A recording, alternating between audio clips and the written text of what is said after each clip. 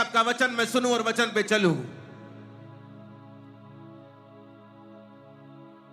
अपनी बाइबल को उठा के कहें, ये मेरे शुद्ध रहने का आधार है, मेरे चंगे रहने का आधार है, मेरा जीवन इसी पे टिका है।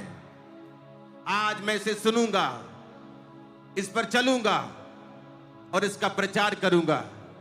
अपने हाथों को उठाकर बाइबल समेत जोर जोर से इन बातों का फिर से अंगीकार करें, ऊंची आवाज में, जितनी आवाज आपके गलों में है।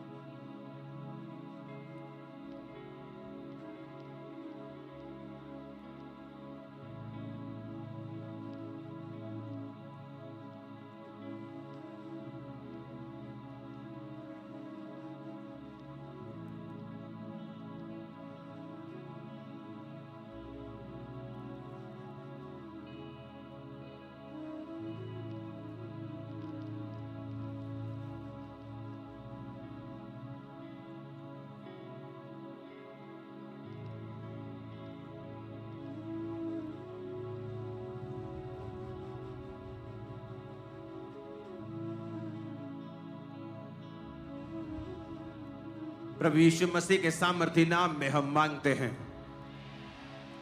आज मेरा बिलीव है कि परमेश्वर का वर्ड जो आप सुनने जा रहे हैं वो आपके हृदय को आशीषित करेगा, क्योंकि आज इस मीटिंग में आने वक्त मेरा मन इतना आनंदित था, क्योंकि आज जो वचन मैं आपको दे रहा हूं ये शायद मेरी जिंदगी का one of the most important word है जो आज इस मीटिंग में मैं आपके साथ शेयर करने वाला हूं। इसलिए मैं मौसम से दुखी नहीं था, प्रभावित नहीं था। मैं जानता था कि परमेश्वर ने मुझे ये वर्ड दिया है और ये मार्वलस था। मैं आनंदित था आज दोपहर से, क्योंकि परमेश्वर ने मुझे दोपहर तक सिर्फ आधा मैसेज दिया था, कंप्लीट नहीं दिया था, लेकिन दोपहर को जब मुझे फुल मैसेज मिला तो मैं इस बात से आनंदित था और मैं ये जानता था कि ये मैसेज सचमुच आज के समय की जरूरत है कि पवित्र आत्मा आपसे क्या कहना चाहता है। इसलिए मैं ये चाहता हूं कि आप सब डिस्ट्रैक्शंस को, गीले कपड़ों को भूल कर बिल्कुल 100% दिमाग से बैठकर, चाहे आप गीली जगह बैठे हैं बैठ जाओ और ये मिरेकल देखो। इतनी बारिश के बावजूद की मीटिंग टाइम से बारिश शुरू हुई और अब खत्म हुई है और फिर भी लाखों लोग यहां मौजूद हैं। ये इस बात का सबूत है, ये इस बात का सबूत है कि आप किसी व्यक्ति को देखने के लिए यहां नहीं आए, आप अंकुर नरुला को देखने के लिए नहीं आए, क्योंकि वो भी आप ही की तरह एक इंसान है। आपको परमेश्वर ने यहां पे भेजा है कि जो मैसेज परमेश्वर की आत्मा ने मुझे दिया है आप उसे सुन सकें, क्योंकि मेरे शब्द आपको डिलीवर नहीं कर सकते, छुटकारा नहीं दे सकते, लेकिन परमेश्वर के शब्दों में ताकत है, वो आपको छुटकारा दे सकते हैं। अगर एक बच्चा आपका घर का, आपकी बच्ची किसी चीज में फंस जाए, खेलते खेलते कहीं अपना सिर अटका बैठे, कहीं बाजू अटका बैठे, और जब आप उसे देखते हैं फटाफट उसे छुड़ाने लगते हैं, क्योंकि आप एक माँ हैं, आप एक बाप हैं, आप एक भाई हैं, आप एक चाचा हैं, एक ताया हैं, आपके दिल में है ओहो बच्चा ये बंधन में चला गया, इसको छुड़ा देते हैं। छुटकारा आपके स्पिरिट में उसी वक्त आ जाता है जब आप एक बंधे हुए को देखते हैं।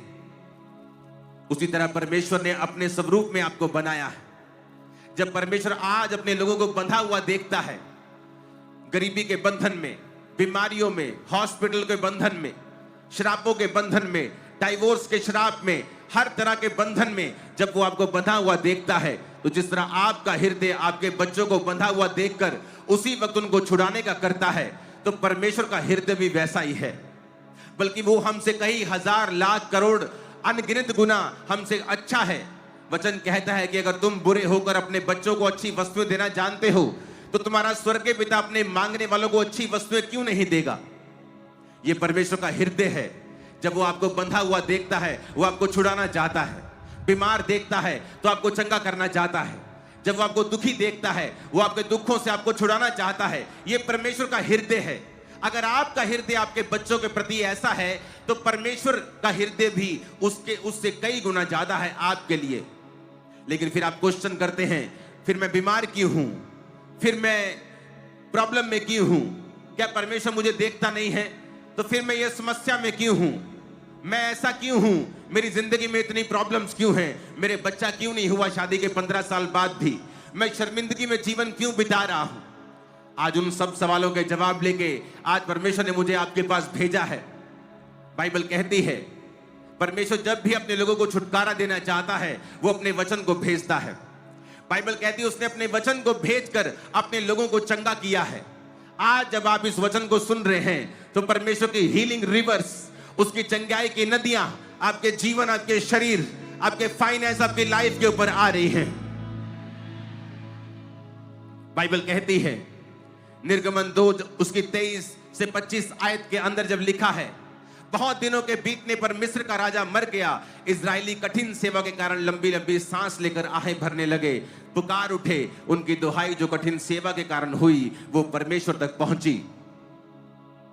परमेश्वर ने उनका कहराना सुनकर उनकी वाचा को जो अब्राहम, इसहाक और याकूब के साथ बांधा था, याद किया।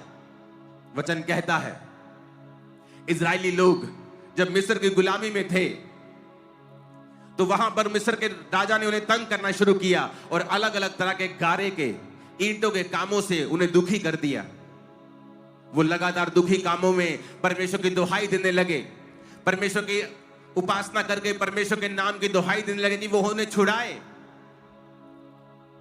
और वचन कहता है परमेश्वर ने अपने दास मूसा को कहा, मेरे लोग कराह रहे हैं, मेरे लोग दुखी हैं, वो राजा के कारण दुखी हैं। अब मैं तुझको उन लोगों के पास भेजता हूं कि तू उनको उन राजा से छुड़ाकर उन्हें कनान देश में लेके जाए, यबूसी परिज्जी लोगों के देश में लेके जाए, जहां दूध और शहद की नदियां बहती हैं। परमेश्वर का हृदय भी एक बाप की तरह अपने लोगों को छुड़ाना चाहता था। लेकिन अगर आप छूटना चाहते हैं, तो आज आपको कुछ नहीं करना, सिर्फ एक काम के अलावा आपको परमेश्वर के नाम के ऊपर और उसके वचन के ऊपर भरोसा रखना है।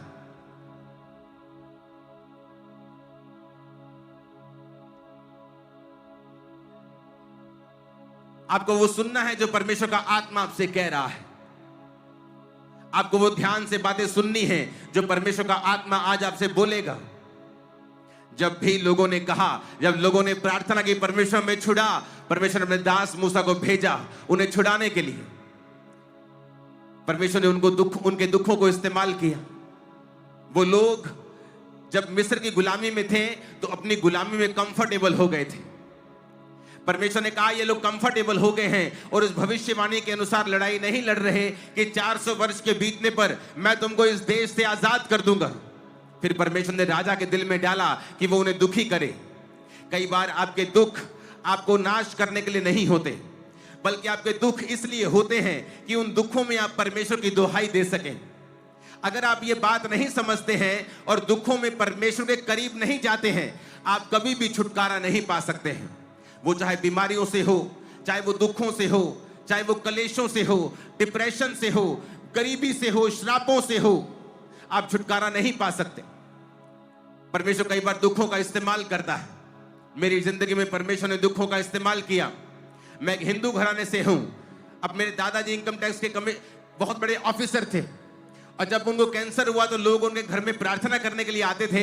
तो मैं बोलता था कि मैं हिंदू हूं, मेरे घर में कभी दोबारा प्रवेश मत करना, नहीं तो मैं तुमको पीटूंगा, क्योंकि तुम लोग गोरों के धर्म को यहां फैलाना चाहते हो। और मेरे दादाजी की जब डेथ हुई, उसके बाद एक डॉग ने मुझे काटा और मैं मेंटली अपसेट हो गया। और फिर दुखों ने और बीमारियों ने और डिप्रेशन ने, सीवियर डिप्रेशन, कि भांग की टिक्कियां खा के भी, ओवर नशा करके भी डिप्रेशन से मुक्ति नहीं मिलती थी, सुसाइड करने तक आ चुका था। और परमेश्वर ने मेरे उस दुख को इस्तेमाल किया और फिर उसी वॉलंटियर को मेरे घर में भेजा। उस सिस्टर ने कहा जाओ उस घर में प्रचार करो। वॉलंटियर ने कहा नहीं, मैं वहां नहीं जाऊंगी। उस घर में उनका लड़का बहुत बदतमीज है, वो पास्टर को बहुत बुरा बुला बोलता है, मैं उस घर में नहीं जाऊंगी। उसने कहा नहीं, परमेश्वर का आत्मा कह रहा है जा वहां प्रीच कर, क्योंकि परमेश्वर की कोई योजना है उस घर में। और जब वो आए और मेरा घमंड टूट चुका था, क्योंकि बीमारी और डिप्रेशन के कारण न्यूरोलॉजिस्ट डॉक्टर्स के पास, क्योंकि मेरी फैमिली में बहुत सारे डॉक्टर्स भी हैं, डॉक्टर्स के पास जा जाकर, जगहों में जा जाकर मेरा दम घुट चुका था और मैं अपने लाइफ में गिव अप कर गया था। जब परमेश्वर ने मुझे छुआ, उस बहन ने और उस भाई ने मेरे लिए प्रार्थना की और एक करंट मुझे लगा और मुझे मालूम हुआ कि वाकई में यीशु मसीह जीवित परमेश्वर है। वो 16 अगस्त 2004 रात को 8 बजे के करीब जब मैंने चर्च को देखा, बाइक पे गया और मैंने परमेश्वर के नाम को ग्रहण किया, मेरा पूरा जीवन बदल गया। मुझे मालूम हुआ जब बाइबल मिली कि जो बाइबल पढ़ना शुरू कर, और जिस दिन ईसाई धर्म नाम का शब्द तो बाइबल में पढ़ लेगा, उस दिन बाइबल पढ़नी बंद कर देना, क्योंकि यीशु मसीह किसी धर्म या जात को तेरे बदलने नहीं, वो तेरे जीवन को बदलने के लिए आए हैं। मुझे समझ आई, परमेश्वर का पीछा मैं करने लगा। समझ आनी शुरू हुई कि परमेश्वर ने कोई धर्म नहीं बनाया, उसने मुझे बनाया। और पाप ने मेरे जीवन में मुसीबत को पैदा किया, बीमारियों को पैदा किया। मैंने यीशु मसीह को अपना उद्धारकर्ता माना, उसके लहू से अपने पापों को धोया, बपतिस्मा लिया, नशे गए, बीमारियां गई, सब कुछ ठीक हो गया। लेकिन समय लगा। परमेश्वर ने मेरे दुखों को इस्तेमाल किया परमेश्वर के करीब जाने के लिए। आज जो मैं आपसे बोलना चाहता हूं बड़ा इंपॉर्टेंट है। क्या आप दुहाई दे रहे हैं या नहीं? दुखों में सब हैं, इजरायली भी हैं, आप भी हैं, बोलाना भी है, धमकाना भी है। लेकिन आपके दुखी होने का मतलब यह नहीं है कि परमेश्वर आपकी सुनेगा। अगर आप बीमार हो जाएं तो इसका मतलब यह नहीं कि आप ठीक हो जाएंगे। अगर आप बहुत दुखी हैं तो जब तक आप डॉक्टर को नहीं ढूंढते हैं और उससे मेडिसिन नहीं खाते हैं, और अगर वो मेडिसिन काम ना करे फिर और सियाना डॉक्टर ढूंढते हैं। परमेश्वर ने कहा, हे आदमियों, हे औरतों, हे बच्चों, अगर तुमको इतनी बुद्धि है कि जब तुम बीमार हो जाते हो तो डॉक्टर के पास चले जाते हो, आंखों की बीमारी होने पर तुम हार्ट के डॉक्टर के पास नहीं चले जाते हो, किडनी का रोग होने पर तुम सिर के डॉक्टर के पास नहीं जाते हो, उसी डॉक्टर के पास जाते हो और दवाई लेते हो और खाते हो और ठीक हो जाते हो। तो तुम्हें क्या यह नहीं पता कि परमेश्वर जब दुखों को भेजता है तो तुम्हें तुम्हारे दुखी होने से तुम्हारे दुख चले नहीं जाते हैं। विश करने से मैं विश करता हूं, काश हाय परमेश्वर मुझे चंगा करे, तुम्हारे दुख या बीमारियां चली नहीं जाती हैं। आपको वो करना पड़ता है जो सही है। अपने पड़ोसी को बोलो, वो करना पड़ता है जो सही है। आज एक स्टोरी मैं आपसे शेयर करूंगा, एक मार्वलस स्टोरी, प्रार्थना की स्टोरी, कि प्रार्थना से क्या क्या नहीं हो सकता है, प्रार्थना करने से क्या बदलाव हमारी जिंदगी में आते हैं। जिस तरह इस्राएल ने जब दुहाई दी तो परमेश्वर ने अपने दास मूसा को कहा, मैंने वो दुहाई सुनी है, मैं इस्राएलियों को कहना सुनता हूं मूसा, उनकी दुहाई, उनका रोना, उनकी पीड़ा मेरे कानों तक पहुंची है। अब मैं तुझे भेजता हूं, जा उन लोगों को बता कि मैंने तुम्हारा कहराना सुना है, तुम्हारे आंसू मैंने देखे हैं, और मैं तुमको अब कनान के देश में लेके जाऊंगा और अपने वायदे को जो अब्राहम, इसहाक और याकूब के साथ बांधा था पूरा करूंगा। बाइबल कहती क्योंकि वो प्रार्थना कर रहे थे। जब पौलुस जो शाऊल था अंधा हुआ तो वचन कहता वो प्रार्थना कर रहा था। जब वो प्रार्थना कर रहा था परमेश्वर ने अपने दास को कहा, हनन्याह उस गली में जा जो सीधी स्ट्रेट कहलाती है, वहां पे देख एक तरसुस वासी शाऊल का पूछ, क्योंकि वो देख प्रार्थना कर रहा है। क्योंकि जब आप प्रार्थना करते हैं आप परमेश्वर के हृदय को परिवर्तित कर देते हैं। ये बात है 1900 ईस्वी की। एक बच्चा एक स्ट्रिक्ट फैमिली में पैदा होता है जो क्रिश्चियन फैमिली थी। अगर आप मूसा की जिंदगी को देखेंगे तो मूसा उस घराने की औलाद था, उसका बाप भी लेवी वंश का था और उसकी मां भी लेवी वंश की थी। अगर आप मूसा की हिस्ट्री को देखेंगे तो जब भी आप राइट कोई चीज करते हैं आपका रिजल्ट हमेशा राइट होता है। अब यहां पर एक फैमिली है जो बड़ी गरीब है, बड़ी पुअर फैमिली है, लेकिन क्रिश्चियन है और स्ट्रिक्ट फैमिली है। उनके घर में एक बच्चा पैदा होता है, उसका नाम रखा जाता है इवान रॉबर्ट्स। जब वो बच्चा पैदा होता है तो उसको सिखाया जाता है। जब वो 10 साल तक उसको strict disciplined life, quite life उसको सिखाई जाती है। और उसके घर में रूल होता है कि रात को तू प्रार्थना करेगा और बाइबल वर्स को याद करके तू सोएगा। जब तक तू बाइबल वर्स को याद नहीं करेगा तू सोएगा नहीं। तो उस घर में जो एक पुअर फैमिली है, मजदूरी करते थे वो, और मजदूरी भी कहां, कोल माइंस में। ये इंग्लैंड के साथ देश है वेल्स, जो यूनाइटेड किंगडम का हिस्सा है। और इस तरह मजदूरी वो करते थे, आपकी स्क्रीन पे वो आ रहा होगा। और ये मजदूर जो होते थे ये कोयले की खदानों में होते थे। इनके घर में बच्चा पैदा होता है, उसका नाम इवान रॉबर्ट्स रखते हैं और उसको सिखाते हैं कि बेटा डिसिप्लिन्ड लाइफ जीनी है, प्रार्थना वाली जिंदगी जीनी है। और रोज बाइबल वर्स को वो याद करता था। जब वो 11 साल का था उसके पिता का बहुत बड़ा एक्सीडेंट होता है, उनको टांग पर चोट लग जाती है कोल माइन के अंदर। तो उस बच्चे को अपनी फैमिली की हेल्प करने के लिए सारे कुछ छोड़कर काम पे लगना पड़ता है। जब वो 11 साल का था वो काम पे चला जाता है और डोर बॉय बन जाता है। जो दरवाजे पे छोटू, आप बोलते ना छोटू वो चाल है या ए छोटू ये कपड़ा दे या ए छोटू कपड़ा मार गाड़ी पे, वो वाला छोटू बन जाता है। और उसके बाद वो अपनी फैमिली की हेल्प करने लगता है। जब वो 13 साल का था और उसे स्पिरिचुअल चीजों में इंटरेस्ट होने लगा, क्योंकि वचन कहता है कि जब तू अपने बच्चों को छोटे होते ही मेरी लाइन पे चलाएगा, जब वो बड़े हो जाएंगे तो उससे पीछे नहीं हटेंगे।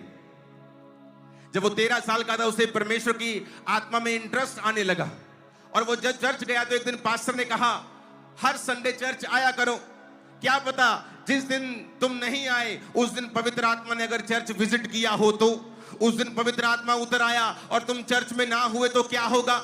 ये बात उसके दिल को छू गई और जब ये बात उसके दिल को छुई तो उसने कहा मैं हर संडे चर्च आऊंगा। कोल माइन से काम करके थका हारा वो चर्च में जाता था, चाहे वो जितना भी एग्जॉस्टेड होता था, शरीर में थका हुआ होता था, लेकिन वो चर्च में जाता था। जब वो 20 साल का हुआ, जिस कोल माइन में वो काम करता था, वहां पे एक बड़ा एक्सप्लोजन हुआ, एक बड़ा धमाका हुआ और उसकी जिंदगी बड़ी मिरेकलसली बच गई। इस चीज ने उसे बड़ा छुआ कि देखो मैं मर सकता था यहां पे आसानी के साथ, लेकिन परमेश्वर ने मुझे बचाया क्योंकि मैं प्रभु के साथ जुड़ा हुआ हूं। उसका विश्वास परमेश्वर में और बढ़ता गया। 24 साल की उम्र में उसको इच्छा हुई कि मैं परमेश्वर के कामों को करूंगा और उसने जॉब को छोड़ के लोहार का काम करने लगा अपने अंकल के साथ। जब वो 25 साल का हुआ उसके अंदर परमेश्वर के विजन आने लगे कि तू वेल्स कंट्री जिसकी पॉपुलेशन उस समय कोई 20 लाख के करीब थी और उसे दर्शन आने लगे कि 1 लाख लोग उसके सामने लिखा हुआ नंबर आता था कि तू इतने लोगों को वहां पे बचाएगा। लेकिन वो जब माइन को काम को छोड़कर लोहार का काम करता था और प्रार्थना में बढ़ रहा था तो उसको लगातार फिर दर्शन आने लगे। 26 साल की उम्र में वो बाइबल कॉलेज चला गया और परमेश्वर ने बाइबल कॉलेज में उससे बात की कि जा और अपने एरिया के यूथ के लोगों को इकट्ठा कर। वो आया वापस और यूथ के लोगों को इकट्ठा करके वो प्रार्थना करने लगा और सिर्फ 16 लोग उसके पास आए, 16 यूथ उसके पास आया, क्योंकि ये इवान रॉबर्ट्स प्रार्थना वाला व्यक्ति था। जब ये 13 साल का था परमेश्वर ने इसको बोझ दिया कि तू रोज प्रार्थना करेगा और ये रोज रात को 1 बजे प्रार्थना शुरू करता था, सुबह के 5 बजे तक, और रोज 4 घंटे ये रोज प्रेयर करता था, 4 घंटे, और 13 साल लगातार इसने प्रार्थना की। और एक ही दर्शन परमेश्वर तू रिवाइवल को लेके आ, लोग तेरे नाम को समझे, लोग तेरे नाम को जाने। और लगातार 13 साल 4 घंटे रात को ये रोज रोज रोज प्रार्थना करता था। 26 साल की उम्र में परमेश्वर ने इसको बुलाहट दी, जा और अब प्रचार शुरू कर और अपने एरिया के लोगों को बचा और यूथ में जाके मेरा प्रचार कर। पहली मीटिंग में 16 यूथ आता है और ये यूथ को प्रचार करने लगता है। एक कोल माइन में काम करने वाला, एक खदान का मजदूर बात करने लगता है परमेश्वर की आत्मा के द्वारा लोगों से। और ये उसके पास कोई बहुत फैंसी सरमन्स नहीं थे, उसके पास कोई बहुत बाइबल की बड़ी डीप थ्योरी उसके पास नहीं थी। सिर्फ वो पवित्र आत्मा का भेजा हुआ जन था और दूसरा वो एक प्रार्थना करने वाला व्यक्ति था। रातों रात घुटनों पर रहकर वो एक प्रार्थना करने वाला व्यक्ति था, क्योंकि उसकी माता पिता ने उसकी जो परवरिश की थी वो बड़ी स्ट्रिक्ट क्रिश्चियन फैमिली थी, जो संडे को चर्च जाना भूलते नहीं थे, चाहे वो कितने भी गरीब थे। कोल माइन में काम करते करते उसके पिता को इंजरी हो गई, उसका बेटा काम पे लगाना पड़ा जब वो 11 साल का था, लेकिन चर्च जाना फिर भी वो भूलते नहीं थे। परमेश्वर के साथ जुड़े हुए व्यक्ति और प्रार्थना करने वाले व्यक्ति। उसके बाद जब वो आया लोगों के सामने, उसने कहा, मैं तुम्हें फैंसी सरमन देने के लिए नहीं आया हूं, बस 4 बातें मैं तुमसे कहना चाहता हूं। पहला, अपने पापों को मान लो। जितने भी पाप तुम्हारी जिंदगी में हैं, उनका अंगीकार करके तुम परमेश्वर के साथ जुड़ जाओ, ताकि परमेश्वर के सामने से तुम्हारे लिए विश्रांति से भरे हुए और शांति से भरे हुए दिन आए। कहता दूसरा, हर उस हैबिट को छोड़ दो जो डाउटफुल है, जो तुम्हें लगता है कि परमेश्वर की आज्ञा से तुम्हें दूर कर रही है, चाहे वो शराब का पीना हो, चाहे वो व्यभिचार हो, चाहे वो गलत संगति हो, चाहे बॉयफ्रेंड गर्लफ्रेंड के चक्कर हो, उन सब कामों को कहता छोड़ दो। कहता तीसरा, कहता उसी वक्त पवित्र आत्मा की बात को सुनो जब वो तुमसे बात करता है, उसी वक्त उसको डिले नहीं करना। अगर तुम खाना खा रहे हो और अपने दोस्तों से बात कर रहे हो और पवित्र आत्मा तुमसे कहे बेटा जाकर प्रार्थना कर, तो उसी समय चले जाना है, परवाह नहीं करनी तेरे दोस्त क्या कहेंगे। अगर तेरे घर में चाहे कोई तेरे रिश्तेदार की शादी हो संडे के दिन, लेकिन पवित्र आत्मा तो कहे नो, तुझे सिर्फ संडे चर्च अटेंड करना है। कहता पवित्र आत्मा की बात को उसी वक्त सुनना है। अगर पवित्र आत्मा किसी से तुम्हें माफी मांगने के लिए कहता है, उसी वक्त मांगना है। कुछ कन्फेस करने को कहता है, उसी वक्त करना है। पवित्र आत्मा की गाइडेंस के अनुसार चलना है और बिल्कुल भी देरी नहीं करनी है। वो कोई पाप छोड़ने के लिए कहता है, कोई गलत आदत छोड़ने के लिए कहता है, अपने माँ बाप को सॉरी बोलने के लिए कहता है, किसी को सॉरी बोलने के लिए कहता है, अपने पाप अंगीकार करने के लिए बोलता है, अपने पास्टर से बात कर इस बात में वो बोलता है। कहता है उस बात में देरी मत करना। चौथा पॉइंट उसने कहा कि पब्लिकली क्राइस्ट को कन्फेस करना। उसने कहा तुम जब यीशु मसीह को मानते हो तो पब्लिकली इस बात के बारे में बताना, इस विश्वास को सीक्रेट में मत रखना। 4 सिंपल मैसेज उसने दिए, 4 पॉइंट्स का सिंपल मैसेज उसने दिया और परमेश्वर ने उसकी जिंदगी में काम करना शुरू किया। जब 4 पॉइंट्स का मैसेज लोगों ने सुना, यूथ ने सुना, क्योंकि एक देश में अगर 5% लोग भी हाई लेवल के नशेड़ी हो तो पूरा देश ही नशेड़ी गिना जाता है। एक स्टेट में जब 5% ही लोग नशा करने वाले हो, पूरे स्टेट का नाम बदनाम होता है कि ये तो स्टेट ही नशेड़ियों का है जी। उस देश में परमेश्वर ने उसे एक आंकड़ा दिया, 1 लाख लोग, सिर्फ 20 लाख लोगों के 1 लाख, 20 लाख से हल्का सा कम थे वो। तो इसका मतलब 5% लोग थे वहां पे जहां जो बहुत ही पाप में थे और अत्यधिक अंधेरे में थे। जब उसने प्रीच करना शुरू किया तो वहां पे जो न्यूज रिपोर्टर्स थे, वहां पे जो मेन न्यूज चैनल उसका नाम था द वेस्टर्न मेल, उस न्यूज़पेपर में अलग अलग तरह के स्पोर्ट्स के कॉलम्स आते थे कि आज ये व्यक्ति आ रहा है, आज ये क्रिकेट हो रहा है, आज ये फुटबॉल का मैच है। लेकिन जब उसने प्रीच करना शुरू किया और लोगों ने क्राइस्ट को एक्सेप्ट करना शुरू किया और 1 लाख लोग 1-1.5 साल के अंदर अंदर बचा दिए गए उस देश में। बेदारी ने पूरे देश को घेर लिया, न्यूज चैनल्स के ऊपर ये आने लगा, आज इतने लोगों ने तौबा की, आज इतने लोगों ने क्राइस्ट को अपना जीवन दिया। पूरा न्यूज चैनल ने, पूरे न्यूज रिपोर्ट ने, उस न्यूज़पेपर ने एक पूरा पेज इस पास्टर को डेडिकेट कर दिया। जो बड़े बड़े उस न्यूज पेपर के बड़े बड़े जो रिपोर्टर्स थे वो पास्टर्स के संग जाने लगे मीटिंग्स में और मीटिंग की सारी जानकारी वो लिखते थे। आज इस जगह पे मीटिंग हुई और इतने लोगों ने क्राइस्ट को अपना जीवन दिया और परमेश्वर ने अजीब काम करने शुरू कर दिए।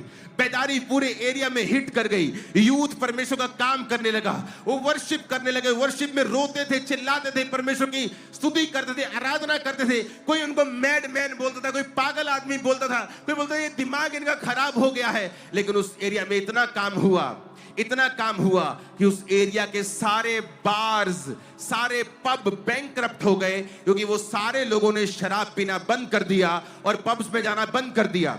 उन पब्स ने, जिन न्यूज़पेपर्स की मैं बात कर रहा हूं, वो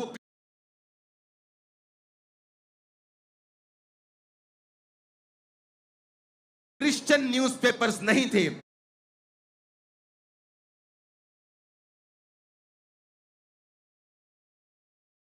वो वहां के सेकुलर न्यूज़पेपर थे। इसका मतलब वो सब धर्मों को मानने वाला न्यूज़पेपर था। इसका मतलब ये नहीं कि वो क्रिश्चियन न्यूज़ दे रहा है तो शायद वो क्रिश्चियन होगा, एक्साइटेड हो गया होगा कि मेरे धर्म का काम हो रहा है, लेकिन ऐसा नहीं था। वो एक सेकुलर न्यूज़पेपर था और वो लगातार छाप रहा था कि रिवाइवल हिट कर चुका है वेल्स को। वेल्श रिवाइवल 1904 और 5, 1904 और 5 का वेल्श रिवाइवल वो लिखा हुआ न्यूज़पेपर के ऊपर आता था। आज इतने लोगों ने तौबा की, आज इतने लोगों ने क्राइस्ट को अपना जीवन दिया, शराब पीनी बंद कर दी लोगों ने। पब्स ने रिटन डॉक्यूमेंट लिखा, पब्स और बार के मालिकों ने अपने लेटर हेड्स के ऊपर लिखा और कंप्लेंट की कि जब से इस व्यक्ति ने इस शहर में प्रचार करना शुरू किया है, हमारे पब्स बंद हो गए हैं, हम बैंकरप्ट हो गए हैं, क्योंकि जो लोग शराब पीने के लिए हमारे पास आते थे वो सारे चर्च जाने लगे हैं। एक बड़ा रिवाइवल वहां पे आया, एक सामर्थी रिवाइवल जो पहले कभी उस हिस्ट्री में नहीं देखा गया था, वो आया। क्यों? क्योंकि एक व्यक्ति ने फैसला किया कि मैं वहां पे प्रार्थना करूंगा। उस व्यक्ति ने फैसला किया कि मैं प्रेयर करूंगा अपने देश के लिए, अपनी स्टेट के लिए मैं प्रार्थना करूंगा। आज आप दुखी हो जाते हैं जब आपका पति नशा नहीं छोड़ता। क्या आपने प्रार्थना की? क्या आप रोज 6 घंटे परमेश्वर की हुजूरी में बैठते हैं? 2008 में 3 लोगों से खामरा चर्च शुरुआत हुई थी, लेकिन उस 3 लोगों की शुरुआत होने से पहले मैं रोज 6 से 8 घंटे रोज प्रार्थना करता था। इसलिए नहीं कि मैं बड़ा धर्मी था, इसलिए कि मुझे हीलिंग चाहिए थी, और उस हीलिंग को परमेश्वर ने बहाना बनाकर रोज मुझे अपनी हजूरी में बैठा देना। रोज 6-6 घंटे, 8-8 घंटे रोज मैंने परमेश्वर की प्रेजेंस में बैठना। जब आपको हीलिंग चाहिए होती है, आप 2 मिनट मांगते हैं, 5 मिनट मांग लेंगे, 10 मिनट मांग लेंगे, उसके बाद क्या मांगेंगे बार बार? उसके बाद मैं फिर बैठता था परमेश्वर की प्रेजेंस में, सॉन्ग्स को, खुदावंद के गानों को, वर्शिप सॉन्ग्स को सुनता था और ऐसे प्रार्थना करता था। जब मेरा यूथ जो फ्रेंड होते थे, जब संडे आता था, उनको एक्साइटमेंट होती थी, वाओ आज हम वाटर पार्क जा रहे हैं, आज हम घूमने जा रहे हैं, आज हम पहाड़ों पे जा रहे हैं। और मेरे दिल में एक्साइटमेंट होती थी, वाओ आज मुझे अपनी दुकान से छुट्टी है, क्योंकि मैं बिजनेस करता था। आज चर्च को मुझे सुबह जाकर मेरी पूरी शाम मेरे पास फ्री है। मेरे पास एक्साइटमेंट होती थी कि आज मैं फुल नाइट प्रेयर कर सकता हूं, आज फुल शाम मैं प्रार्थना कर सकता हूं। उन 3 लोगों से शुरू हुई चर्च को परमेश्वर ने इस इंडिया की सबसे बड़ी बिगेस्ट चर्च कितने सालों में बनाया, आप उसके गवाह हैं। कितना यूथ इस चर्च ने बदला, आप उसके गवाह हैं।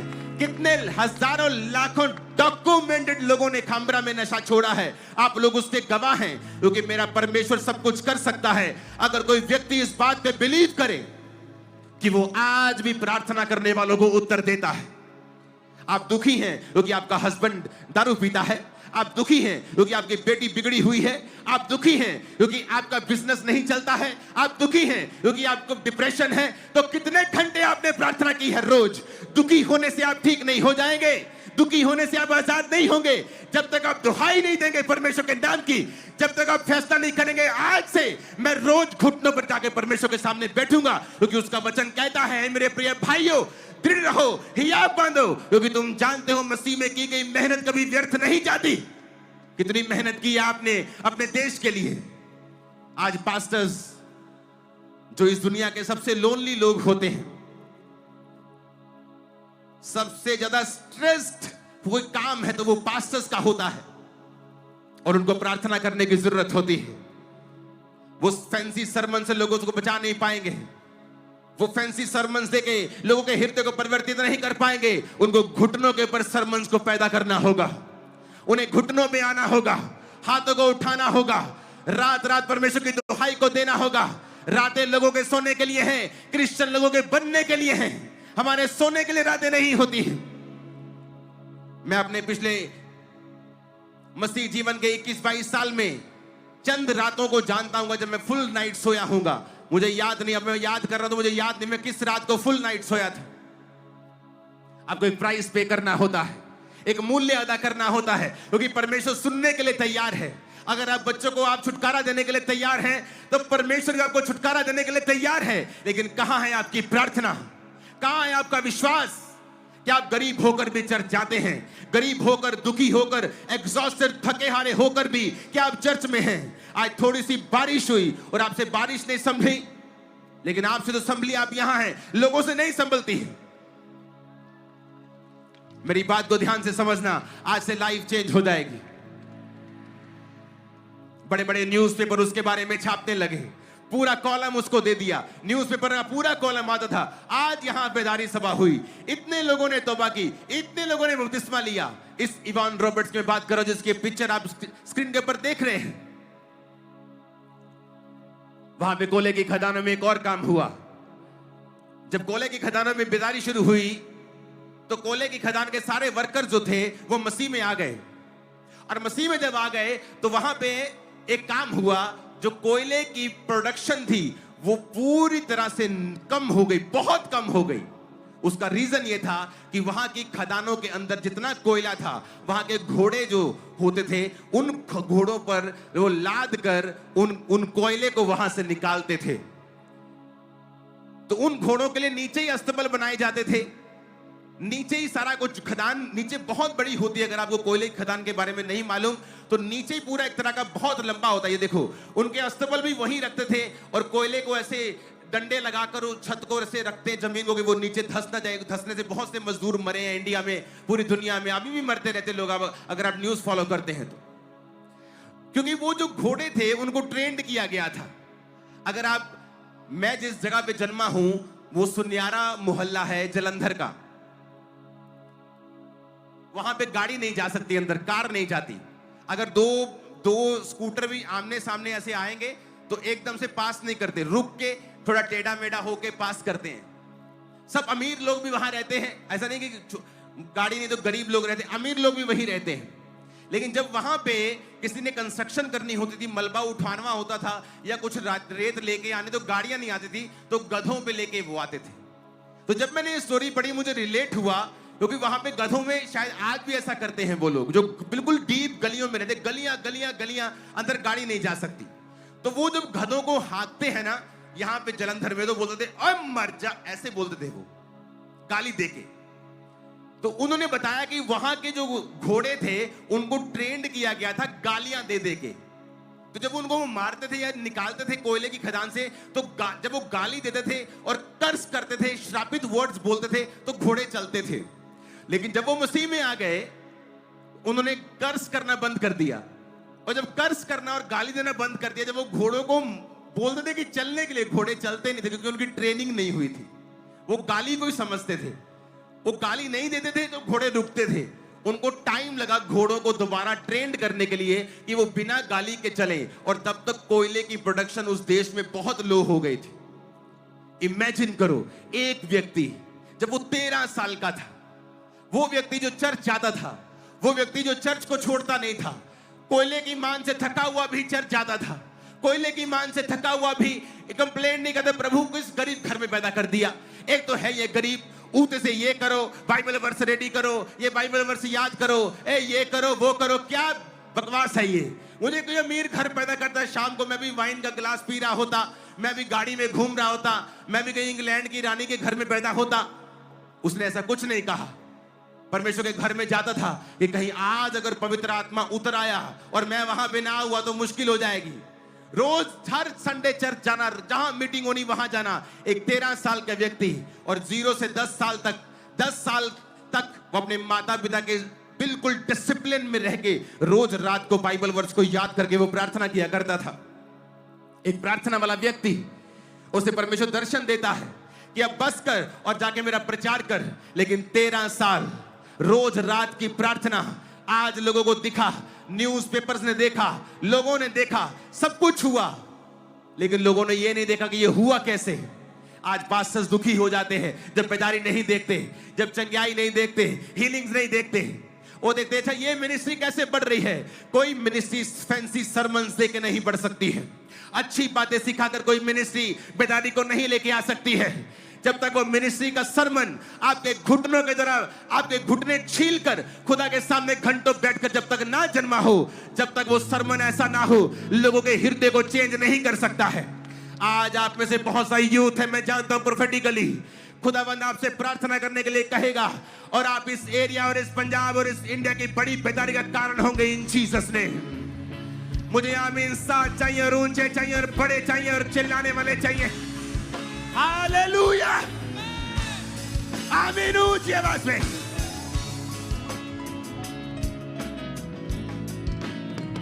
सात बार आमीन बोलो ऊंची आवाज में।